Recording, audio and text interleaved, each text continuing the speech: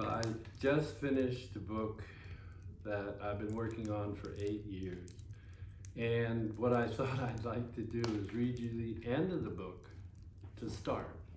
And over the next weeks, I'll read scenes from what comes before the end.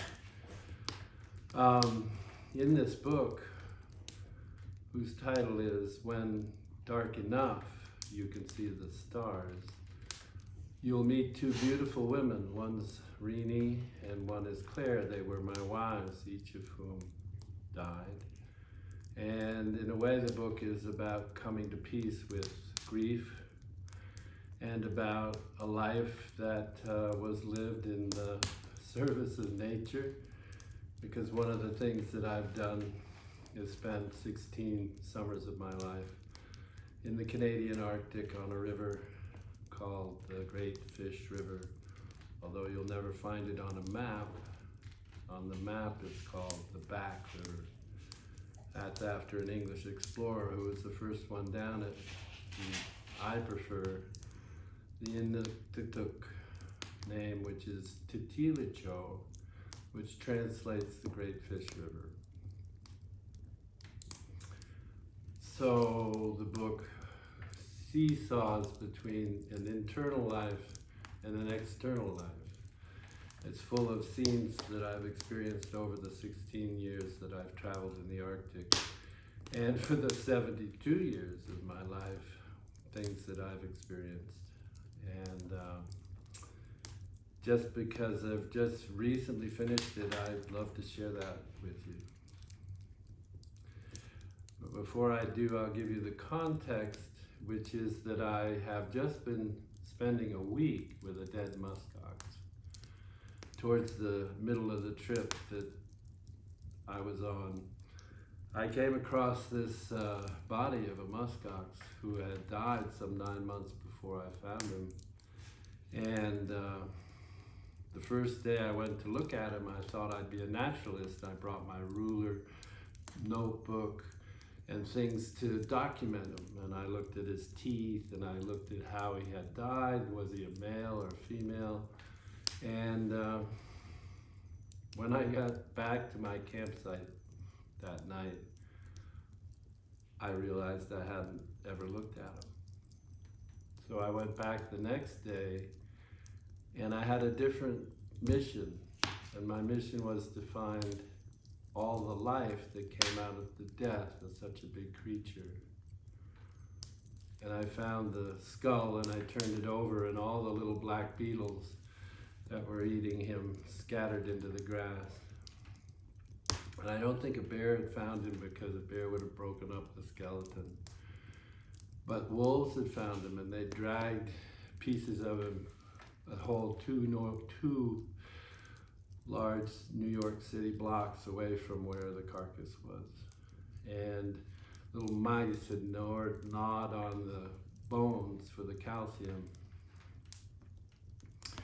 And there's an underwool that a muskox has called kiviat, and that is as soft as alpaca. And I found a small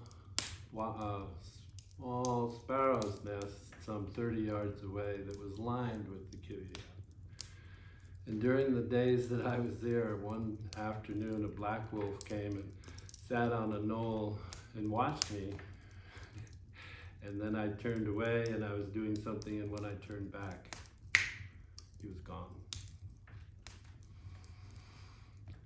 And the last night that I was there, in the low raking sunlight, as I left the site, I saw something I would never have seen without that low raking light, and that was all the spider webs that were circling around the carcass of the muskox. They were using him for bait. And I also realized one more creature who had been nourished. That was me. I'd spent 5 days knowing that piece of land, coming to know all the life that came from the death of such a large creature. And in the book, it serves as a metaphor too, for when you lose someone very close to you. Instead of looking at all the sadness and grief, I wanted to look at all the life that came from the death of such beautiful women as Renee and Claire.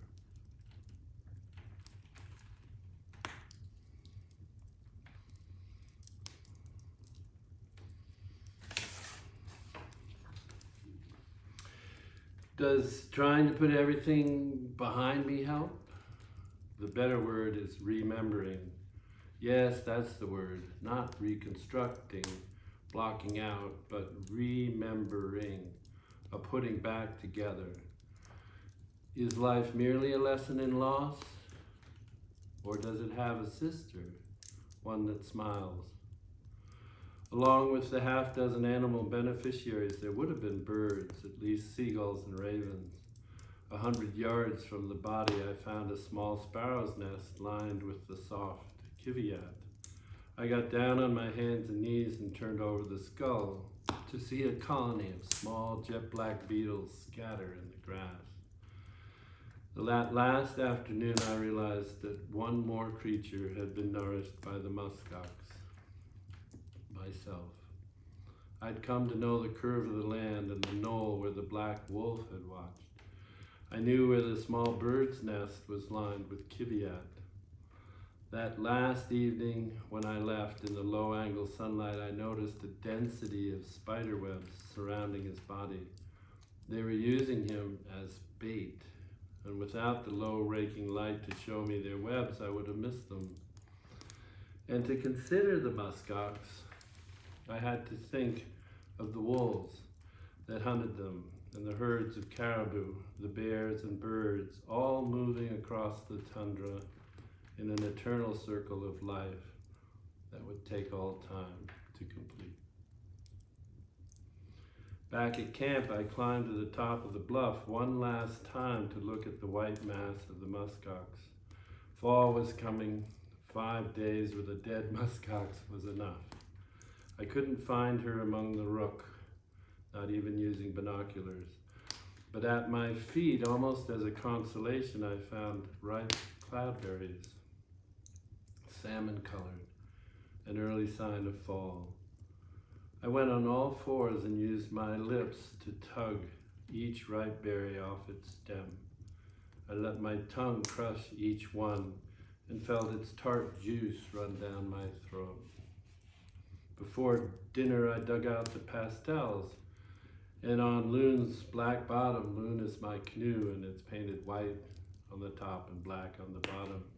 On Loon's black bottom, I drew a landscape with the pastels, the mountains outlined in red. I put in 2 suns, 3 moons, and geese flying south above the river. After dinner, I stayed up and fed the fire little sticks to keep it alive, like a conversation. During the night, I heard an ornament of rain falling on the tent. In the morning, my dream lingered, locked in a tower, but then I was free. I walked through a field of talking grass. Grass can't talk, but yet in my dream it did, and someone, a woman, walked toward me from behind. I felt her presence, but couldn't see her. She touched me, and I woke up. I was surprised to find that snow, not rain, had dusted the tent. I put on a tattered red cashmere sweater full of moth holes, a long-ago gift from Renee. I stirred the ashes of last night's fire and reversed the process of setting up camp. Snowflakes had made holes in the pastel, and sliding Loon toward the water left smears on the white snow of the color. Loon and I moved like an awkward swan toward the river, our element. A few strong strokes swung Loon into the current. One more pry straightened the course, and for a moment the water sparkled as the sun streamed briefly through gray cloud. As the headland slid further behind, it began to snow without wind. Large white flakes floated lazily down, dissolving without a sound on the dark water. A patch of blue rubbed through the clouds to the east. A skein of geese crossed in front of loon, headed south. On each stroke, my face was warmed and I smelled my sweat from the heat pushed out the collar of my raincoat. The clouds shifted shape. The current flowed north. How many snowflakes would it take to raise the level of the river? How many to solve my soul? I became smaller and smaller in relation to the headland, and smaller still to the tundra stretching away around me. The geese would have seen me that way. Ahead lay the large lakes, Pelly, Gary, Upper Gary. As I paddled, the scene decanted from this world into another.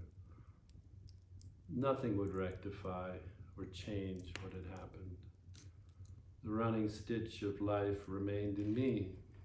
I saw how easily this red thread is threaded between one world and another. I held the twin sister of loss in my hand. She's elusive. She's called acceptance. And eventually she finds you, or she doesn't. Snow is snow, and only snow. Or is it? I raise my head to feel the cold pinprick of a snowflake land on my tongue. Thank you.